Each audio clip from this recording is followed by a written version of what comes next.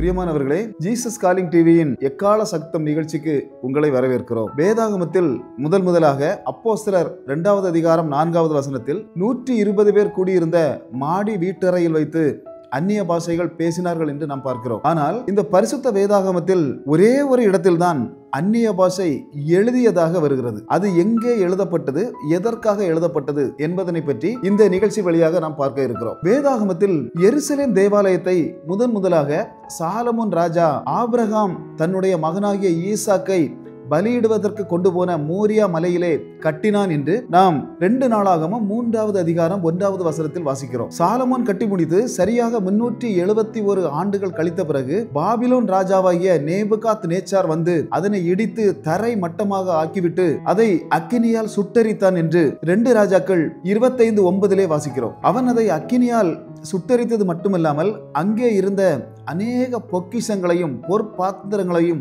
எடுத்துக்கொண்டு தன்னுடைய சினையார் தேசம் என்று சொல்லப்படுகிற பாபிலோன் தேசத்திற்கு கொண்டு போனான். சாலமோன் ராஜா கட்டிய ஆலயத்தில் இருந்த பொற்பாத்திரங்களையும் பொக்கிஷங்களையும் சினையார் தேசத்தில் உள்ள அவனுடைய தேவனுடைய ஆலயத்தின் பண்டகசாலையிலே வைத்தான் என்று தானியேல் புஸ்தகத்தில் வாசிக்க முடிகிறது. இந்த நேபுகாத் நேச்சர் மரணத்திற்கு பிறகு அவனுடைய மகனாகிய பெல்ஷத்தார் என்று சொல்லக்கூடியதான ஒரு ராஜா இந்த பாபிலோனின் ஆட்சிக்கு வருகிறான். இவன் ஒரு நாள் தன்னுடைய 1000 பிரபுக்களையும் அவனுடைய மனைவிகளையும் மற்றும் பிரபுக்களின் மனைவிகளையும் எல்லோரையும் சேர்த்து ஒரு பெரிய விருந்துக்கு ஏற்பாடு செய்கிறார். அதில் திராட்சை ரசங்களையும் மதுபானங்களையும் குடித்தார்கள் என்று நாம் வேதாகமத்தில் வாசிக்கிறோம். மதுபானத்தால் நல்ல போதை தலைக்கு ஏறிய பிறகு இவன் தன்னுடைய தந்தையான நேபுகாத் நேச்சார் எருசலேம் தேவாலயத்திலிருந்து கொண்டு வந்த அந்த பொற்பாத்திரங்கள் நினைவுக்கு வரவே அதை எடுத்துக்கொண்டு வருமாறு தன்னுடைய வேலை ஆட்களிடம் சொல்கிறார். அதை எடுத்து கொண்டு வந்து அந்த பொற்பாத்திரங்களுக்குள் இந்த மதுபான வகைகளை நிரப்பி அந்த மதுபானத்தை இந்த பிரபுக்களும் ராஜாக்களும் மனைவிமார்களும் வைப்பாட்டியர்களும்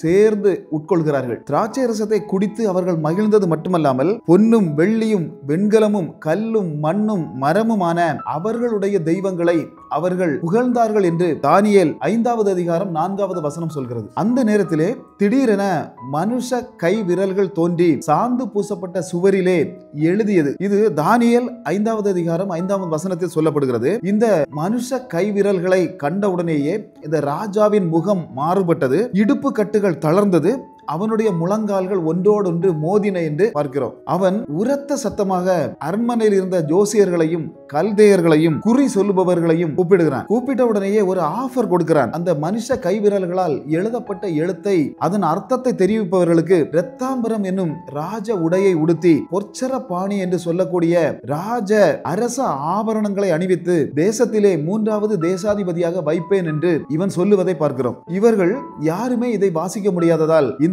ராஜா கலங்கினான் என்றும் பிரபுக்கள் திகைத்தார்கள் என்றும் எழுதப்பட்டிருக்கிறது. ராஜாவின் மனைவி இதை கேள்விப்படுகிறாள். உடனே அவள் இந்த ஜோசியர்களாலும் கல்தேயர்களாலும் குறி சொல்பவர்களாலும் இந்த எழுத்தை வாசிக்கவே முடியாது.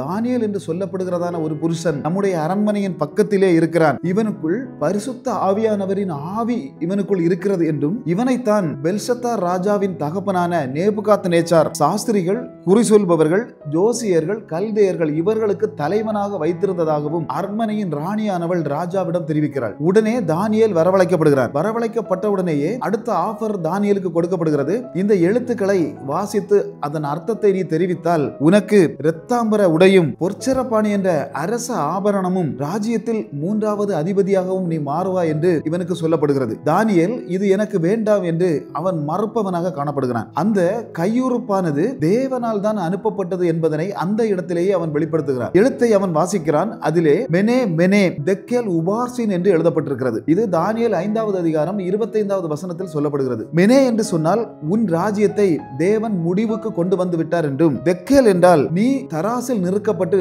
குறையாக காணப்படுகிறாய் என்றும், பெரேஸ் என்றால் உனது ராஜ்யம் பிரிக்கப்பட்டு மேதியருக்கும் பெர்சியருக்கும் கையில் ஒப்படைக்கப்படும் என்றும் தேவன் சொல்வதாக அந்த எழுத்துக்களின் அர்த்தத்தை இந்த பெல்ஷத்தார் ராஜாவுக்கு தானியேல் தெரிவிக்கிறான். தேவ பிள்ளைகளே, அந்த எழுத்தின்படியே அன்று இரவே இந்த பெல்ஷத்தார் ராஜா மரிக்கிறான். அவனை மேதியனான தரிவு என்கிற ராஜாவும் பெர்சியனான கோரேஸ் என்கிற ராஜாவும் இணைந்து அவனை கொண்டு போடுவதை நாம் காண முடிகிறது. தேவ பிள்ளைகளே, அந்நிய பாஷை என்று சொல்லுவது பரலோகத்தில் வான தூதர்கள் பேசும் பாஷை என்று பவுல் சொல்லுவதை நாம் பார்க்கிறோம். பரிசுத்த ஆவியானவர் நம்மிடம் வந்துவிட்டார் என்பதற்கு ஒரு முழு அடையாளமாக இந்த அந்நிய பாஷை விளங்குகிறது. பரிசுத்தம் இல்லாமல் இந்த அந்நிய பாஷை வரத்தை நாம் பெற்றுக்கொள்ள முடியாது. அந்நிய பாஷை வரம் இல்லாதவர்கள் அதற்காக தேவனிடம் ஜெபிக்க வேண்டும் என்று இந்த நிகழ்ச்சி மூலமாக உங்களுக்கு தெரியப்படுத்திக் கொள்ள ஆசைப்படுகிறோம். தேவ பிள்ளைகளை, இந்த வார கேள்வியாக தானியேல் தீர்க்கதரிசன புஸ்தகத்தில் தானியேல் 9வது அதிகாரத்தில் தானியேல் என்னும் பெரிய தீர்க்கதரிசியானவன் இன்னொரு பெரிய தீர்க்கதரிசியின் புஸ்தகத்தை வாசிப்பதாக எழுதப்பட்டுள்ளது. அது எந்த தீர்க்கதரிசியின் புஸ்தகம்? அது தெளிவாக இந்த கமெண்டிலே குறிப்பிடுங்கள். உங்களுடைய பெயர்கள்